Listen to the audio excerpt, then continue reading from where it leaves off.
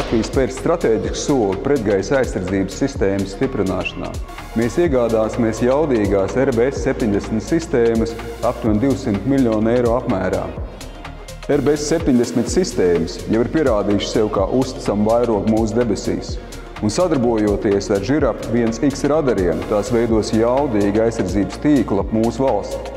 Sistēma spēja precīzi un efektīvi neutralizēt draudus, sākot no lidmašīnām līdz pat bezpilotu lidaparātiem. Piegāde sāksies jau 2026. gadā un turpināsies līdz 2030. gadam, nodrošinot gan aprīkojumu, gan raķetes. Sistēma piegādātājs SAAP ir bijis uzticams Baltijas reģiona partneris kopš 90. gadiem. Šī sadarbība ir stratēģiska, ilgtermiņa un balstīta uz praktisku rezultātu sasniegšanu.